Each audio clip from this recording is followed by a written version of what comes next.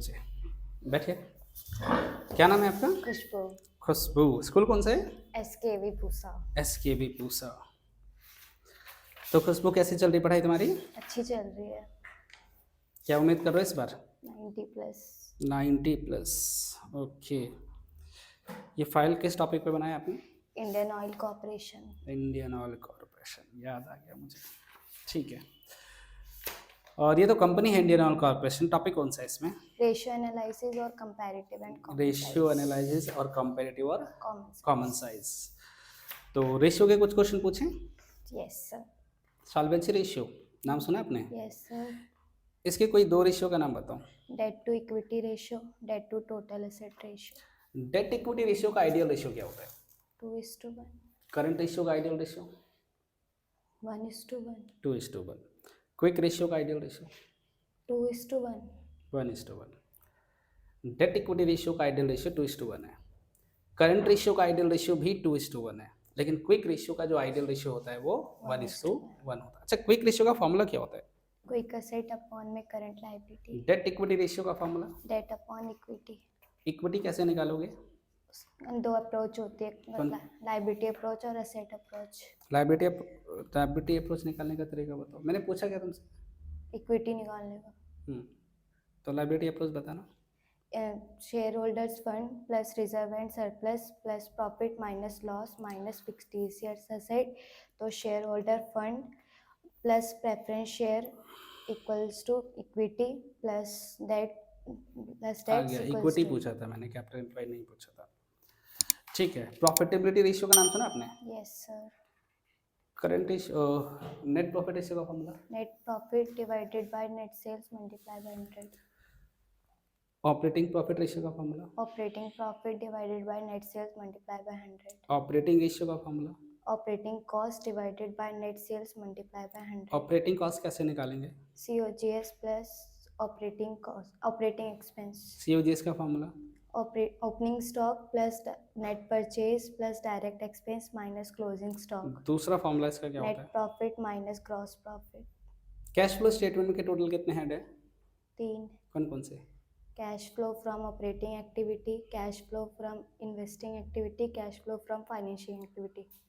Operating activity के second part में क्या क्या दिखाते हैं? करंट एसेट और करंट लायबिलिटी। और फाइनेंसिंग एक्टिविटीज में? वो शेयर्स, डिबेंचर और लोन।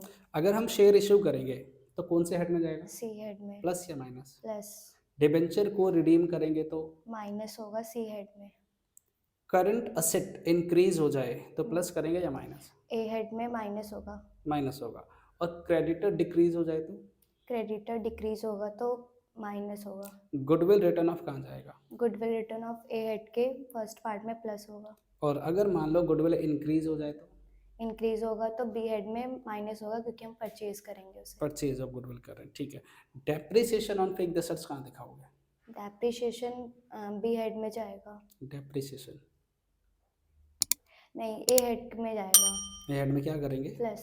प्लस करेंगे। इंटरेस्ट ऑन डिबेंचर कहाँ दिखाएंगे? C हेड में माइनस और A हेड में प्लस। ठीक है। टैक्स पेड कहाँ दिखाएंगे? टैक्स पेड A हेड में प्लस और A हेड के वर्किंग कैपिटल के बाद माइनस होगा। ठीक है। ये बताइए जनरल रिजर्व कहाँ दिखाते हैं? जनरल रिजर्व नहीं दिखाते। जनरल रिजर्व नहीं वो आता है? A हेड में दिखाएंगे। प्लस। क्या करेंगे? प्लस करेंगे। प्लस करेंगे। सिक्योरिटी प्रीमियम का नाम सुना है? कहाँ दिखाते हैं कैश फ्लो में? कैश फ्लो में वो प्लस होता है C हेड में। सी हेड में प्लस होता है, ठीक है। अगर मैं ये पूछूं कि सिक्योरिटी प्रीमियम कब आता है? जब हम शेयर्स को प्रीमियम पे इशू करते हैं। और डिबेंचर को भी प्रीमियम पे इशू करेंगे हैं। तो सिक्योरिटी Security प्रीमियम में। का नाम आएगा, ठीक है जी। अच्छा, एक बात बताइए, क्या शेयर्स को हम डिस्काउंट पर इशू कर सकते हैं? नहीं। नहीं कर सकते हैं। मिनिमम सब्सक्रिप्शन कितना रिसीव होना चाहिए at the time of issue of share? 90%। 90%। अगर 90% से कम एप्लीकेशन आया तो तो रिजेक्ट कर देंगे। रिजेक्ट कर देंगे। ये बताओ, प्रो राइटर प्रोमोटर का नाम सुना आपने? नहीं। प्रोमोटर का नाम नहीं सुना आपने? अंडर राइटर का नाम सुना है? नहीं सुना है, चलिए ठीक है। ओके। पार्टनरशिप में कैसे परफॉर्मेंस आपके? अच्छी है। कौन से चैप्टर में? First chapter. Fundamental, admission, retirement, death, dissolution, ठीक ठाक है इसमें। ठीक ठाक है। ओके, अगर मैं फंडामेंटल की बात करूं और फंडामेंटल में किसी कंपनी में पार्टनरशिप डीड गिवन है, किसी पार्टनरशिप फर्म में पार्टनरशिप डीड गिवन है और उसमें लिखा है कि पार्टनर्स को सैलरी देना है और कंपनी या पार्टनरशिप फर्म में लॉस आ गया, तो क्या हम उसे सैलरी देंगे? नहीं, फिर क्या करेंगे? जबकि प्रॉफिट ही नहीं है तो हम उसे कैसे दे सकते हैं सैलरी? ठीक है। Interest on partners loan given in the partnership deed at the rate of 10%, तो कितना इंटरेस्ट पे करेंगे? 10% ही देंगे। और अगर पार्टनरशिप डीड ना गिवन हो तो 6%। कैपिटल के बारे में लिखा है interest on partners capital at the rate of 15% given in the partnership deed, तो कितना इंटरेस्ट देंगे? 15%। और ना लिखा हो तो नहीं देंगे। पार्टनर्स को सैलरी देना है मुझे 50,000 रुपये which are given in the partnership deed, तो कितना देंगे? 50,000। बट प्रॉफिट तो हुआ ही नहीं, लॉस हुआ है कंपनी में, तो क्या देंगे? नहीं, तब नहीं देंगे, पार्टनरशिप डीड में तो लिखा है। नहीं देंगे। तब भी नहीं देंगे क्योंकि हमें Profit। लॉस हुआ है। अच्छा एक बात बताओ, ऐसा क्यों होता है कि पार्टनर्स को जो इंटरेस्ट ऑन कैपिटल, सैलरी या कमीशन वगैरह देते हैं वो सिर्फ प्रॉफिट होगा तभी देंगे, अगर लॉस होगा तो नहीं देंगे, ऐसा क्यों? क्योंकि कंपनी के पास उतना अवेलेबल नहीं है जो वो पे कर सके उन्हें। ओके, लेकिन पार्टनरशिप डीड में तो लिखा है। तब तो कैसे देंगे जब उनके पास कैश ही नहीं है तो? ओके, अच्छा कभी पार्टनरशिप डीड में ये लिखा हो इट इज कंपल्सरी टू पे, ये देना ही पड़ेगा आइदर फ्रॉम अर्न प्रॉफिट और लॉस, चाहे प्रॉफिट हो या लॉस, तो तब देंगे या तब भी नहीं देंगे? तब देंगे। तब देना पड़ेगा, है ना? ठीक है, ये बताइए गारंटी टू पार्टनर्स का नाम सुना आपने? Yes sir. ये गारंटी टू पार्टनर्स का मतलब क्या होता है? हम जैसे कोई नया पार्टनर आता है तो उन्हें गारंटी देते हैं कि आपको इतना ही प्रॉफिट मिलेगा और अगर कम होता है तो ये जो गारंटी होता है वो मिनिमम प्रॉफिट के लिए होता है या मैक्सिमम के लिए? मिनिमम के लिए होता है। मिनिमम के लिए होता है, ठीक है। अगर मान लीजिए हमने किसी पार्टनर्स को गारंटी दिया है कि मिनिमम तुम्हारा प्रॉफिट इतना होगा, लेकिन हमारे बिजनेस में लॉस हो गया, तो क्या हम उसे प्रॉफिट देंगे? हाँ, पर बिजनेस में तो लॉस हो गया। तो वो पार्टनर नहीं देंगे। नहीं, तब भी देना पड़ेगा। गारंटी का मतलब ये होता है कि एटलीस्ट आपको इतना प्रॉफिट मिलेगा, चाहे फर्म में प्रॉफिट हो या लॉस हो, ठीक है। चलिए ओके, फंडामेंटल के अलावा एडमिशन से कुछ पूछूं? पक्का? एडमिशन का मतलब क्या होता है? हम किसी पार्टनर को अपने फर्म में एडमिट करते हैं। जब कोई नया पार्टनर एडमिट होता है तो उससे क्या क्या मंगवाते हैं? गुडविल और कैपिटल। कैपिटल। अगर मान लीजिए किसी पार्टनरशिप फर्म में कैपिटल गिवन है, मीन्स किसी पार्टनरशिप फर्म में जो न्यू पार्टनर्स है उसका कैपिटल हमें गिवन है, तो कैपिटल को एडजस्ट कैसे करेंगे? उसके कैपिटल गिवन है तो पहले उसको टोटल कैपिटल निकालेंगे उसके रेशियो से, उसके बाद फिर उससे न्यू प्रॉफिट रेशियो में डिवाइड करके कंपेयर करेंगे। Capital adjustment. और अगर न्यू पार्टनर्स का कैपिटल नहीं दे रखा है, इनकमिंग पार्टनर्स का मुझे कैपिटल गिवन नहीं है, तो कैपिटल एडजस्टमेंट कैसे करेंगे? तो होती है उसकी कंबाइंड कैपिटल और प्रोपोर्शनेट कैपिटल। अगर कंबाइन लिखा हो तो कैपिटल कैसे निकालेंगे न्यू पार्टनर्स का? Total capital plus old partners multiply by old partners. Old partner capital नहीं, न्यू पार्टनर्स या incoming partner share multiply by sum of old partners capital, ठीक है।